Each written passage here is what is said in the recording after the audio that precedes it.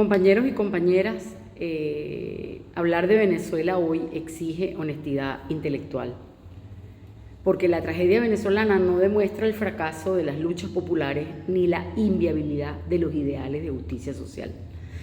La verdadera tragedia consiste en que mientras se mantenía un lenguaje de revolución, de libertad, de Bolívar, de la Constitución, de Chávez, se fueron desmontando las bases materiales, institucionales y éticas del proyecto histórico contenido en la Constitución del 99. Entonces, la revolución permaneció en el discurso, pero fue vaciada de contenido en la práctica. Y la preservación del poder terminó sustituyendo a un proyecto histórico. Entonces, la Constitución como proyecto originario representó un intento de reconciliar igualdad y libertad, tal cual como lo decía Bolívar. Su centro era el pueblo soberano, no una élite política. Y sus pilares eran democracia participativa, Estado social de derecho y de justicia, separación de poderes, derechos humanos, justicia social, soberanía nacional, integración latinoamericana, lucha contra la corrupción y el burocratismo. Esas eran las bases fundamentales del proyecto histórico. Ese fue el legado que se recibió en el año 2013. Ahora, de 2013 a 2017 lo que priva es la lógica de la supervivencia que sustituye a la lógica de la transformación. Pues tras la muerte de Chávez comenzó una mutación ya no silenciosa, sino abierta. La prioridad dejó de ser profundizar el proyecto constitucional y la prioridad pasó a ser la permanencia del grupo gobernante, como sea. Entonces, la crisis económica y la caída de los precios petroleros fueron enfrentadas mediante una creciente centralización. La protesta comenzó a ser concebida como amenaza. Se desmontaron los derechos laborales, se incrementó la militarización, la política comenzó a judicializarse y criminalizarse la protesta. En 2015, la victoria parlamentaria de la oposición abría una oportunidad para la convivencia democrática. Creíamos, la oposición siempre tenía un as bajo la manga. Y la Asamblea Nacional, esa fue progresivamente anulada por el enfrentamiento entre los poderes, y en 2017 la Asamblea Nacional Constituyente, el poder dejó de estar limitado por la Constitución, es decir, la Constitución dejó de ser el límite del poder y el poder comenzó a situarse por encima de la Constitución. Ese fue el verdadero quiebre.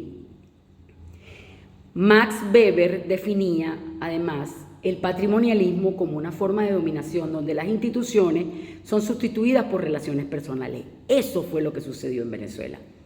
Y eso comenzó a consolidarse. Los poderes públicos dejaron de controlarse entre sí. No había independencia de poderes. La Fiscalía, el Tribunal Supremo, la Contraloría General de la República, la Defensoría del Pueblo, el Poder Electoral, el Tribunal Supremo de Justicia, todos terminaron subordinados a un mismo centro político, el Ejecutivo. Y el proyecto personal. Paralelamente, las relaciones familiares de afinidad, de compadrazgo, adquirieron una importancia creciente en la estructura de poder. La República fue sustituida por un sistema patrimonial. La ley dejó de estar por encima de los hombres y los hombres comenzaron a colocarse por encima de las instituciones. ¿Esto qué significó? La destrucción de las bases materiales y sociales del proyecto histórico.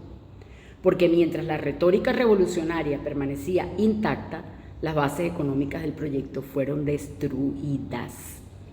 PDVSA sufrió un colapso histórico, las industrias básicas fueron devastadas, la hiperinflación pulverizó los salarios, pero además la política económica pulveriza también los derechos laborales. El instructivo ONAPRE destruyó conquistas laborales y convenciones colectivas. Se produjo una gigantesca transferencia de ingresos desde los trabajadores hacia los grupos privilegiados.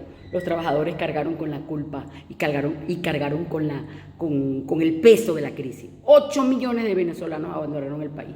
Entonces la paradoja es evidente, no hubo más igualdad, no hubo más participación, no hubo más soberanía popular. Hubo, sí, y eso hay que decirlo claramente, menos democracia, menos salario, menos producción, menos institucionalidad, más desigualdad, más concentración del poder en grupos que nosotros llamamos capitalismo de compinche, más privilegios. Entre 2018 y 2026 la opacidad y la ruptura con el proyecto histórico fue total, pues las elecciones de 2018 profundizaron la crisis de legitimidad. ¿Ok? Y en 2020 la ley antibloqueo institucionalizó mecanismos de opacidad incompatibles con el control ciudadano. En 2024 se produjo una nueva profundización del conflicto político. Y en 2026 la reforma petrolera marcó probablemente la ruptura más profunda con la visión originaria del proyecto histórico reflejado en la Constitución, que además estaba sobre la base de la historia de Bolívar. Pero además se seguía usando el nombre de Bolívar y de la revolución. Entonces la lección que debemos aprender es que la experiencia venezolana entre 2013 y 2026 no representa la derrota del proyecto histórico de reivindicación popular y social. Representa la sustitución progresiva de ese proyecto por un régimen patrimonial autoritario, cuya prioridad terminó siendo la conservación del poder, la fetichización del poder. La revolución sobrevivió en el discurso, pero fue desmontada en la realidad. Y quizá la principal advertencia para las fuerzas populares latinoamericanas sea la formulada por Simón Bolívar hace 2 siglos. Creo que eso es lo más importante. Nada es tan peligroso como dejar permanecer largo tiempo en un mismo ciudadano el poder, pues el pueblo se acostumbra a obedecer y él se acostumbra a mandarlo. Porque cuando la preservación del poder se vuelve más importante que la soberanía popular, los cambios históricos, las revoluciones dejan de pertenecer al pueblo y comienzan a pertenecer a unas cúpulas. ¿Me explico? Entonces,